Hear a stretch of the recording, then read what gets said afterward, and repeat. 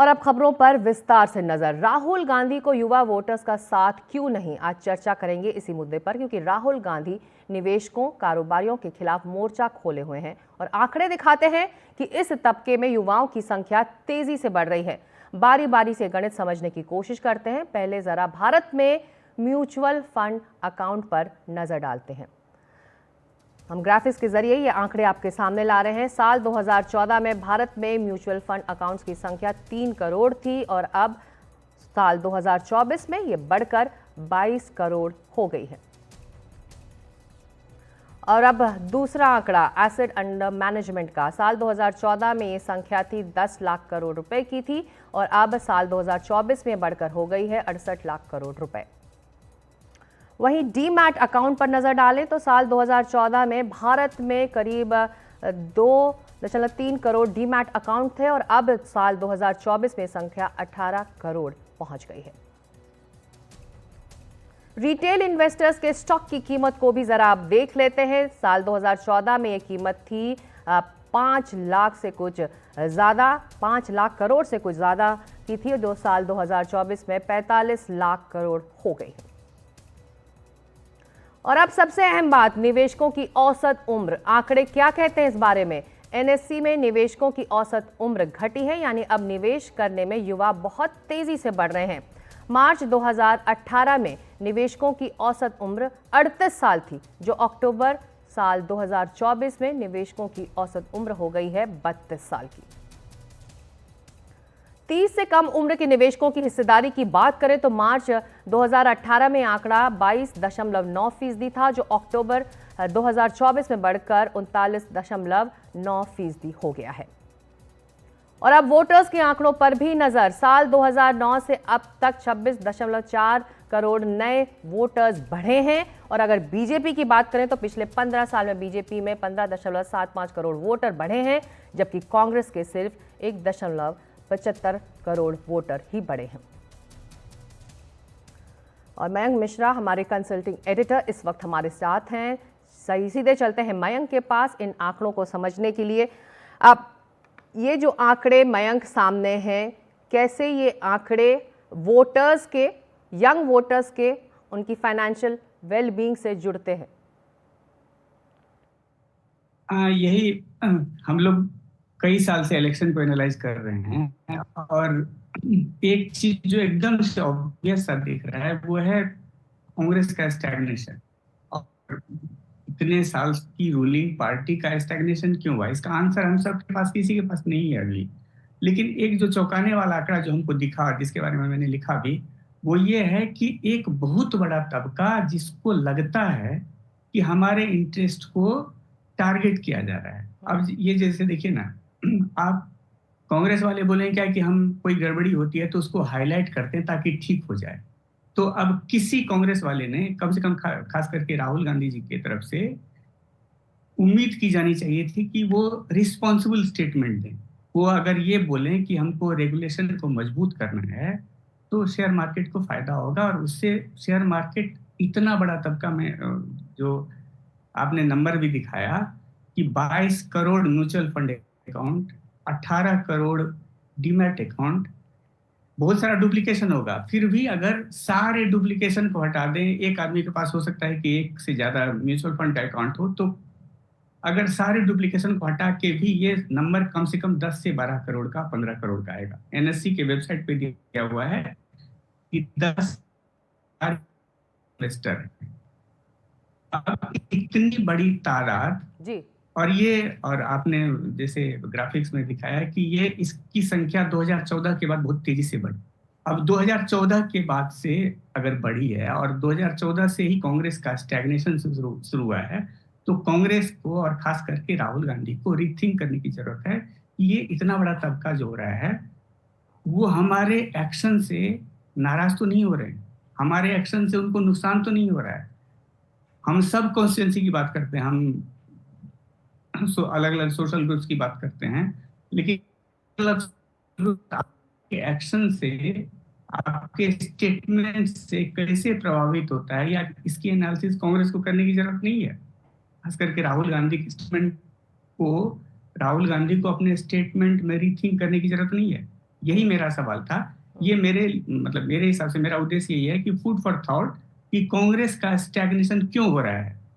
और एक जो जवाब हमको लग रहा है वो ये है कि एक बहुत बड़ा तबका जो इमर्ज किया है इंडिया में, जो इक्विटी कल्ट बड़ी तेजी से बढ़ा है और उससे बहुत सारे हजारों लाखों मतलब करोड़ों लोग जुड़ रहे हैं, तो उस कॉन्स्टिट्यूएंसी को क्या ठीक से इंगेज करने की जरूरत नहीं है हमारे इरिस्पॉन्सिबल स्टेटमेंट से। अब जैसे कहीं से कोई इल्जाम लगता है और उस इल्जाम का ओरिजिन कहीं भी हो और उसको हम कांग्रेस वाले, कुछ कांग्रेस लीडर उसको ओन कर लेते हैं और उसको इन्फ्लेट करने लगते हैं। इससे शेयर बाजार पे बुरा असर पड़ता है।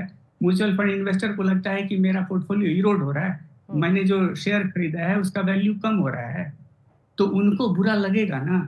तो क्या ये रीथिंक करने की जरूरत नहीं है? ये मेरा लिमिटेड पॉइंट है। जी मयंक, आपकी जो एनालिसिस कह रही है, आपने जो ये आर्टिकल लिखा है उसमें आपने एक अहम बात कही कि निवेशकों की जो औसत उम्र है, आंकड़ों के मुताबिक एनएससी में निवेशकों की औसत उम्र घटी है, यानी कि अब निवेश करने में युवा तेजी से आगे बढ़ रहे हैं। तो अगर युवाओं को अपनी ओर खींचना है, उनकी सोच को अपने तरफ करना है, एक नैरेटिव बनाना है, तो उनकी तरह ही सोचना होगा, जो इस वक्त कांग्रेस नहीं सोच रही है। मयंक, एग्जैक्टली मैंने बहुत सारे नंबर दिए, जैसे मैंने कहा ये फूड फॉर थॉट है।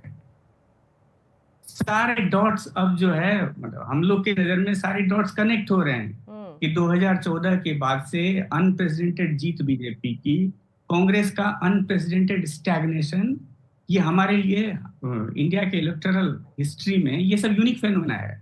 अब ये यूनिक फेनोमेना क्यों हो रहा है, उसका एक आंसर जो मुझे दिख रहा है वो ये है कि एक बहुत बड़ा तबका जिसको लगता है कि कांग्रेस की पॉलिसी हमारे जेब पे असर कर रहा है, हमारे पॉकेट पे सीधा हमला है, तो इसीलिए वो, शायद ऐसा तो नहीं है कि इसीलिए वो कांग्रेस से छिटकते जा रहे हैं। और जैसे कांग्रेसी वाले से आप बात करेंगे तो वो बोलेंगे क्या कि महंगाई बढ़ी है, बेरोजगारी बढ़ी है, ये 50 चीज गिना देते हैं, फिर भी उनको वोट क्यों नहीं मिल रहा है?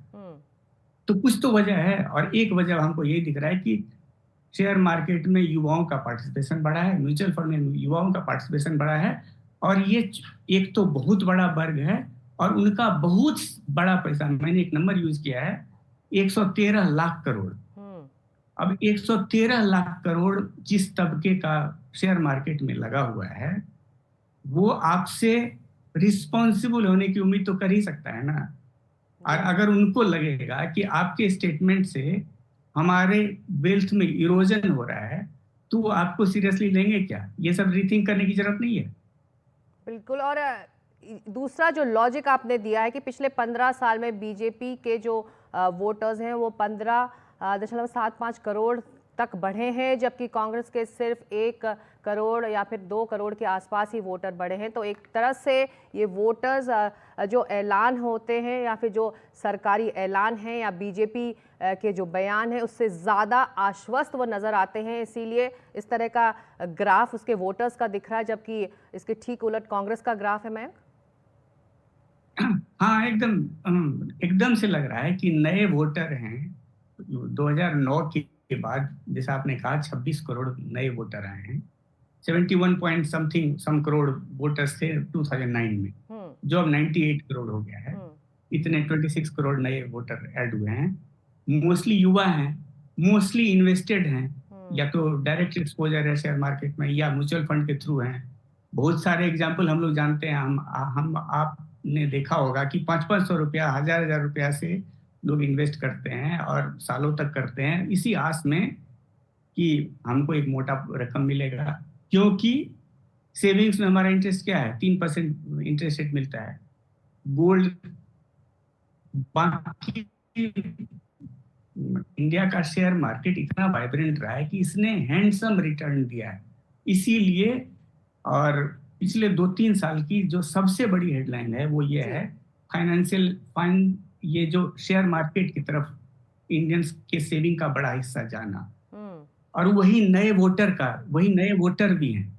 और आप उसको देखेंगे 26 करोड़ में से अगर कांग्रेस बीजेपी ने करीब 16 करोड़ अपने में ऐड कर लिया है और कांग्रेस सिर्फ 1.7 करोड़ जोड़ पाई है, तो इसका मतलब है कि कांग्रेस के कुछ नेताओं के एक्शन से इन 26 करोड़ नए लोगों को लग रहा है, या कुछ पुराने लोग भी होंगे लेकिन मोस्टली नए हैं, तो उनको लग रहा होगा कि कांग्रेस के स्टेटमेंट से हमारे वेल्थ पे अटैक है, हमारे जेब पे अटैक है, इसीलिए वो पॉजिटिवली नहीं सोच पा रहे हैं। मेरे हिसाब से यही लग रहा है। बिल्कुल। और आपने कहा भी है कि मीडियन एज जो है इन्वेस्टर्स की वो 32 साल है, तो एक तरह से इन 32 साल वाले उम्र वाले इन्वेस्टर्स की फाइनेंशियल वेलबींग, फाइनेंशियल सिक्योरिटी के बारे में कांग्रेस को सोचना होगा और अपनी रणनीति जाहिर तौर पर बदलनी होगी। नहीं तो ये इन्वेस्टर्स जो हैं, जो 32 साल वाले इन्वेस्टर्स हैं जिनकी मीडियन एज आप बता रहे हैं, वो और ज़्यादा कांग्रेस से छिटक जाएंगे। बहुत शुक्रिया इस चर्चा के लिए मयंक। और आपका ये जी जी आपका जी एनएससी आप की कुछ कह डेटा रहे को आप थे। देखेंगे तो ये लगातार हर साल वो एनएससी के वेबसाइट पे जो डेटा है उसके हिसाब से क्लियर इंडिकेशन है कि एवरेज एज कम हो रहा है, मतलब ज्यादा युवा जा रहे हैं, और बहुत बड़ा वर्ग है वो। कांग्रेस को अगर रिवाइव करना है तो इरिस्पॉन्सिबल स्टेटमेंट से बचना होगा और इस ग्रुप को रीच आउट करना होगा। बिल्कुल गैर जिम्मेदाराना बयानों से बचना होगा और अपने युवा वोटर्स को अपने साथ जोड़ने के लिए एक दूसरी रणनीति सोचनी होगी, क्योंकि फाइनेंशियल स्टेबिलिटी भविष्य है इन युवा इन्वेस्टर्स का, इन युवा वोटर्स का। शुक्रिया मयंक।